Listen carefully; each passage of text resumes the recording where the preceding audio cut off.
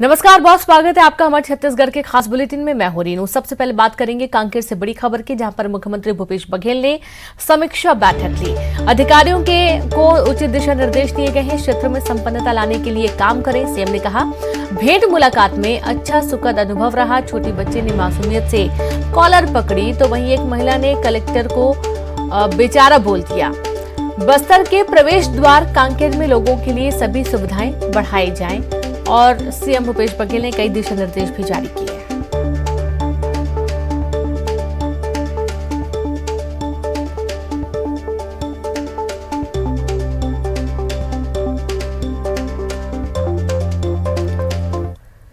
कांकेर में मुख्यमंत्री की प्रेस कॉन्फ्रेंस। खेती किसानी में लोगों की रुचि बढ़ी। समृद्धि के कारण लोग वाहन खरीद रहे हैं। वाहनों की बिक्री सुखद संकेत है। सीएम ने कहा बस्तर की तस्वीर बदल रही है। योजनाओं को जमीनी स्तर पर लागू किया जा रहा है। घोषणाओं के क्रियान्वयन के लिए 15 में बने कार्य योजना।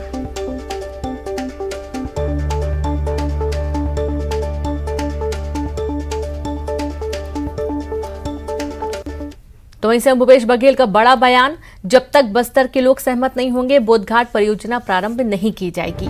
योजनाओं का प्रचार प्रसार हो रहा। खामी के साथ ही अच्छाइयों का भी पता चल रहा है। खामियों को ठीक करने का मौका मिलेगा। जहां जहां जो आवश्यकता होगी उसको तुरंत निर्णय लेकर पूरा किया जा रहा है।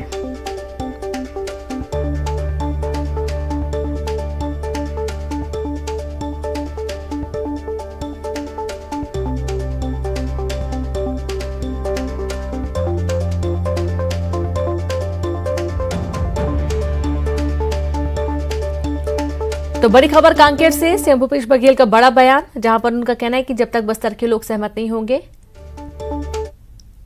सुकमा में जल स्तर 200 फीट से 600 फीट तक है। बीजापुर की कमोबेश वही स्थिति है। बस्तर में आप थोड़ा सा दूर चले जाएं जगदलपुर से, तो ऊपर भी जो अंडरग्राउंड वाटर है उसकी स्थिति ठीक नहीं है।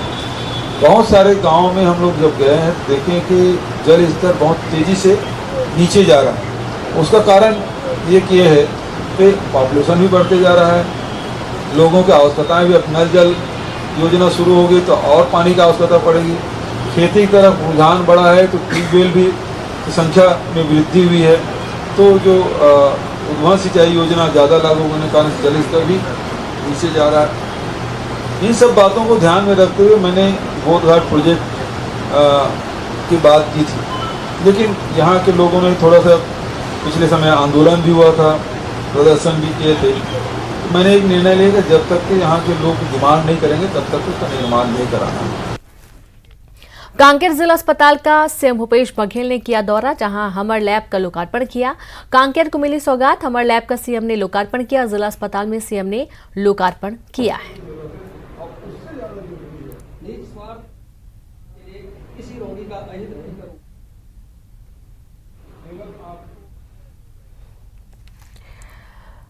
तो जिला अस्पताल में सीएम ने लोकार्पण किया और सीधे रुक करेंगे। संवाददाता ममता जुड़ गई है। ममता, देखा जा रहा है कि कई सारे विकास कार्यों की सौगात सीएम ने दी है।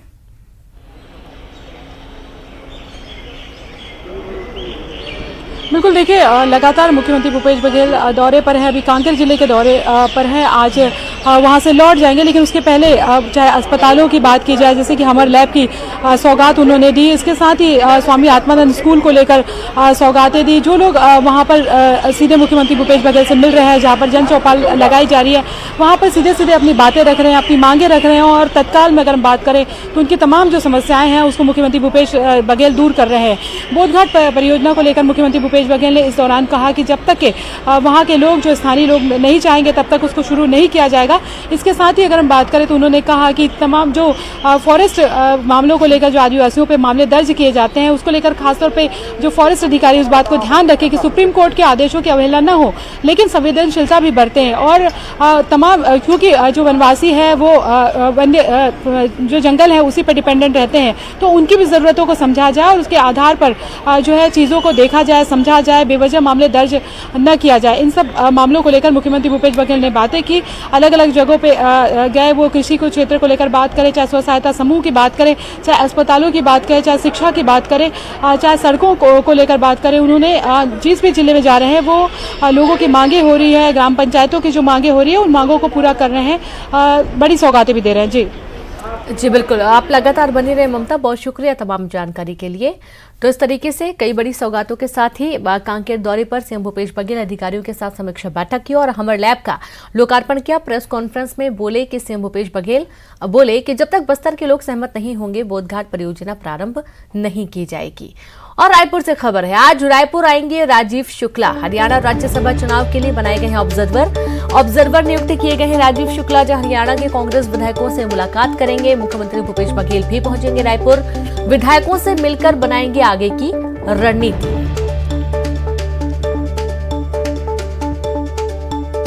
और ममता लगातार जुड़ी हुई हैं। ममता, आज रायपुर आएंगे राजीव शुक्ला, जो हरियाणा के कांग्रेसी विधायक रायपुर में हैं इस वक्त, उनसे मुलाकात करने के लिए।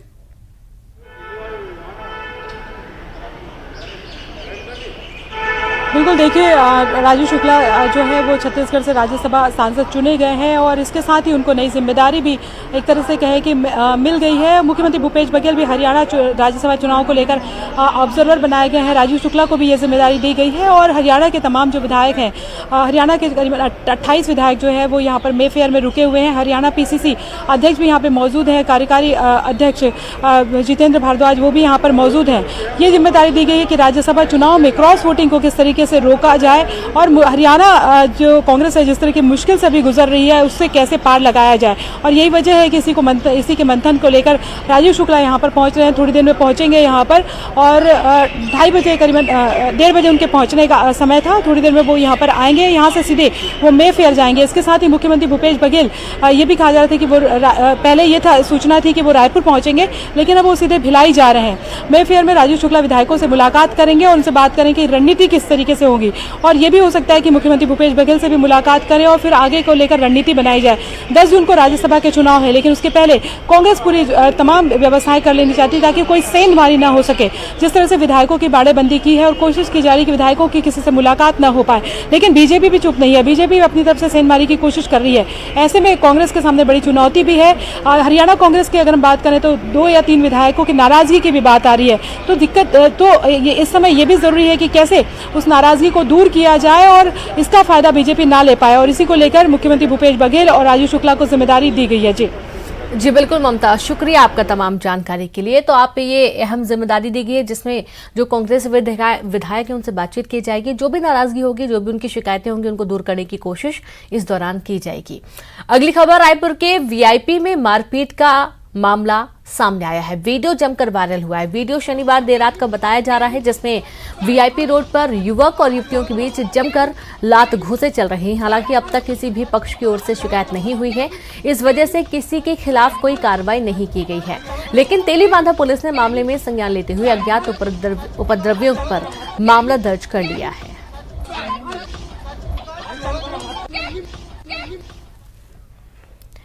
तो वहीं VIP रोड में मारपीट के वीडियो सामने आने पर इस पर सियासत भी शुरू हो गई है। नेता प्रतिपक्ष धर्मलाल कौशिक ने इस पर बड़ा बयान देते हुए कहा कि रायपुर सहित पूरा छत्तीसगढ़ नशे का हब बन रहा है।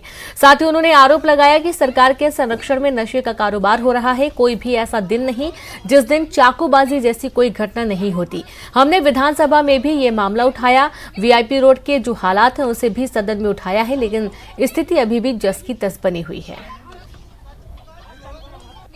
व्यवस्था तो एक अलग स्थिति है, लेकिन छत्तीसगढ़ में जो अवैध नशा का कारोबार जो फलता फूलते जा रहा है और उसका परिणाम है कि आज अनेक प्रकार के वीडियो वायरल हो रहे हैं, अनेक प्रकार की घटनाएं हो रही है और नशे के कारण में यहाँ के चाकूबाजी की घटना आप देखना पर डे, ऐसा कोई दिन नहीं है कि चाकूबाजी की घटना ना हो।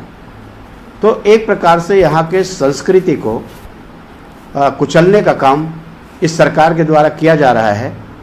जिस प्रकार से नशे के कारोबार का फल फूल रहा है और उससे जो नकारात्मक सोच पैदा हो रही है और नकारात्मक सोच के साथ में ये प्रदेश में उसी प्रकार की घटनाएं को लोग अंजाम दे रहे हैं। तो सुना आपने यहाँ पर जिस तरीके से नेता प्रतिपक्ष धर्मलाल कौशिक का बड़ा बयान है कि चाकूबाजी की जो घटनाएं हो रही हैं इससे एक नकारात्मकता भी फैलती है। और ये जो वीआईपी रोड का वीडियो वायरल हुआ है उसके बाद से नेता प्रतिपक्ष की प्रतिक्रिया सामने आई है। और सीधे रुक करेंगे, संवाददाता युगल लाइव जुड़ गए। युगल, वीआईपी रोड में मारपीट का शनिवार रात का वीडियो सामने आया जिसमें बुरी तरीके से उसमें लड़के भी हैं, लड़कियां भी, जो कि एक दूसरे को मारपीट रहे हैं। नेता प्रतिपक्ष ने इस पर निशाना साधा है। विपक्ष को एक मौका मिला है क्योंकि चाकूबाजी की घटनाएं बढ़ रही हैं, नशे का कारोबार बढ़ रहा है और जाहिर सी बात है कि इसके बाद ऐसे जो वीडियो सामने आए हैं वो आएंगे ही। जी रेनू, देखें, छत्तीसगढ़ की अगर हम राजनीति की बात करें तो जब भी राजनीति की शुरुआत होती है तो यहाँ शराबबंदी से लेकर के शराब के मुद्दे को लेकर के राजनीति का मुद्दा हमेशा विधानसभा में गरमाया रहता है। लेकिन ये अलग बात है, अब छत्तीसगढ़ में बड़ी जो मात्रा में यहाँ से जो है गांजे की तस्करी हो रही है। उड़ीसा से, आंध्र प्रदेश से, अन्य राज्यों से जो गांजे की तस्करी है वो यहाँ हो रही है। ये लगातार विपक्ष इसको हमलावर होकर के मुद्दे को उठा भी रही है। मुख्यमंत्री भूपेश बघेल ने पुलिस के आला अधिकारियों को निर्देश दिया था कि गांजे की एक कली भी दूसरे राज्य पर नहीं जाना चाहिए, लेकिन यहां पर पुलिस की लचर व्यवस्था दिख रही है। यही वजह है कि जो है वीआईपी रोड पर, जो नाम से ही जाना जाता है वीआईपी रोड, यहां पर इस तरह से युवक युवतियां जो मारपीट करती हैं, सरेराह मारपीट करती हैं, तो इससे अंदाजा लगाया जा सकता है कि किस तरह से जो असामाजिक तत्व हैं उनके जो हौसले हैं वो बुलंद है। हालांकि जब सोशल मीडिया में वायरल हुआ तो तेलीबांधा जो पुलिस है, थाना है, उन्होंने स्वतः संज्ञान लेते हुए धारा 160 के तहत मामला पंजीबद्ध किया है। लेकिन इस तरह से जब स्थितियां निर्मित होती है, वीडियो वायरल होता है, नशे की जब बात आती है, गिरफ्तारियां होती है, कार्रवाई अब होती है, तो विपक्ष को एक बड़ा मौका मिल जाता है सरकार पर निशाना साधने का। हमारे साथ मेहमान भी जुड़ गए हैं, राजीव चक्रवर्ती बीजेपी से और कांग्रेस से धनंजय सिंह ठाकुर जुड़ गए हैं। तो सबसे पहले तो राजीव जी आपके पास आते हैं। जिस तरीके के हालात बन रहे हैं हम देख पा रहे हैं, नेता प्रतिपक्ष ने भी इस पर अपनी प्रतिक्रिया दी। उनका ये कहना है कि नशे का कारोबार बढ़ रहा है, चाकूबाजी की घटनाएं बढ़ रही हैं और ये वीडियो सामने आया है। तो देखिए, नशे का कारोबार तो पहले भी था, हाँ, चाकूबाजी की घटनाएं जरूर बहुत ज्यादा बढ़ गई हैं।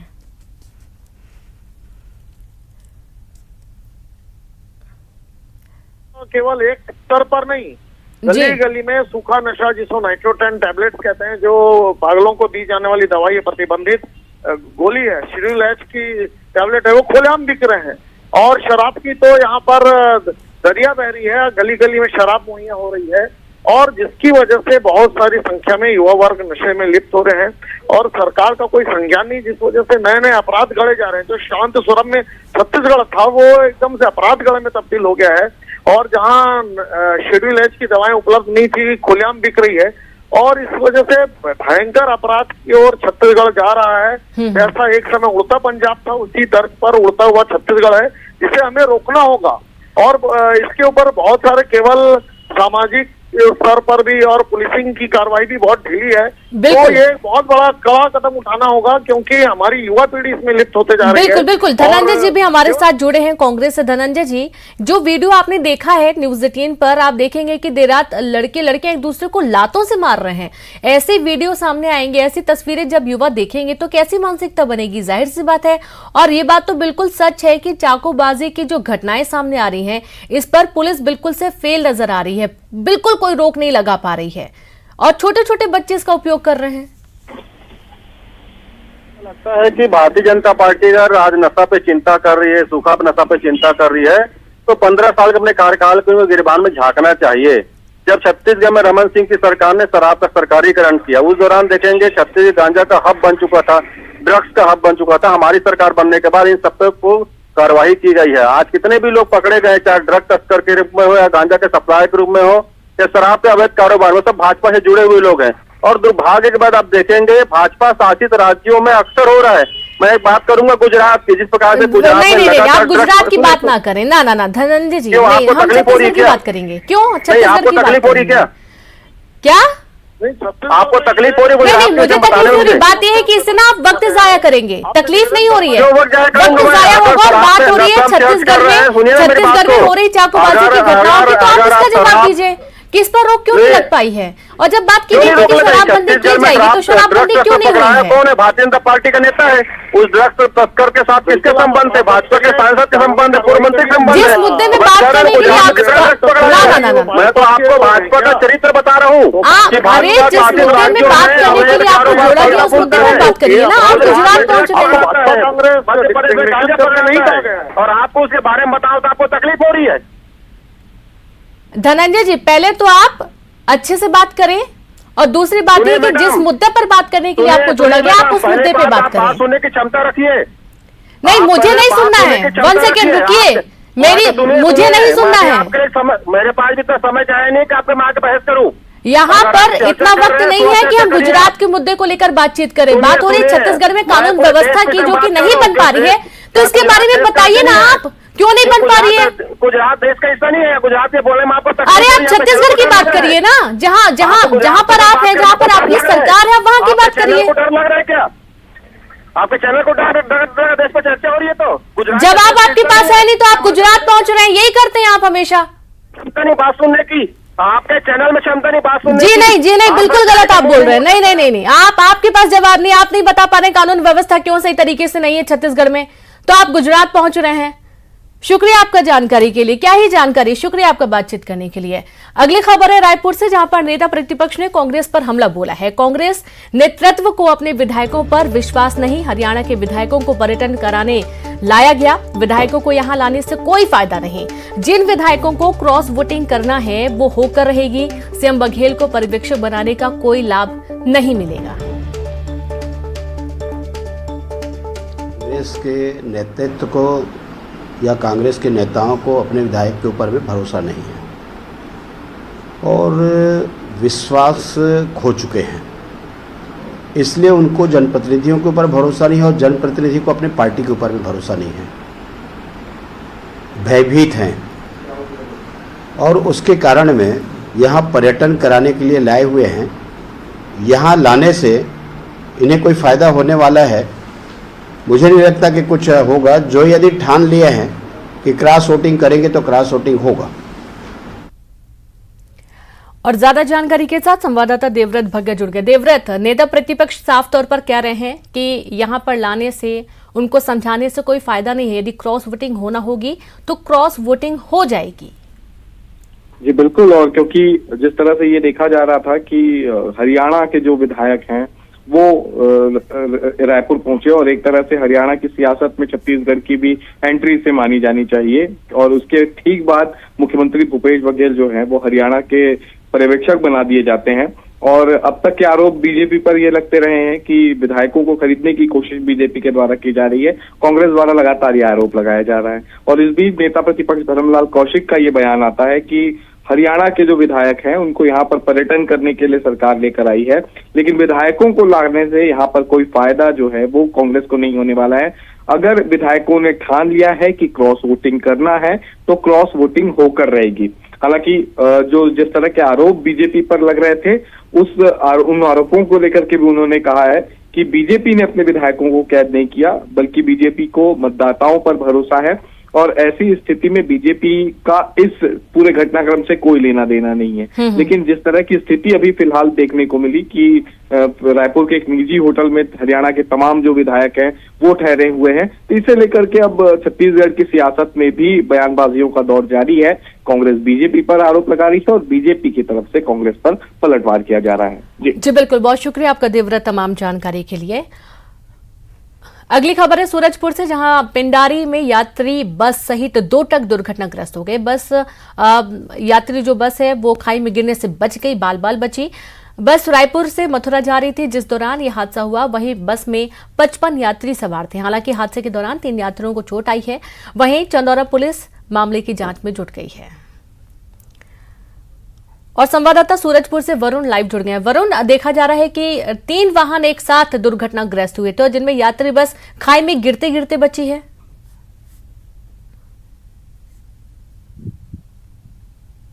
जी रेणु, ये जो यात्री बस है जो मथुरा के लिए रायपुर से रवाना हुई थी और ये धार्मिक यात्रा के लिए रवाना हुई थी, जिसमें 55 यात्री सवार थे। तो एक बड़ा हादसा जो होते होते टल गया, क्योंकि खाई में गिरते गिरते ही बची है। तो ऐसे में जो फिलहाल जो है, क्योंकि सवेरे की घटना थी, अभी यात्रियों को उत्तर प्रदेश की ओर रवाना कर दिया गया दूसरे बस से, लेकिन जिस तरह से वहां पर हादसा हुआ, 2 ट्रकें और बस के पीछे आके वो भी आपस में भिड़ गई।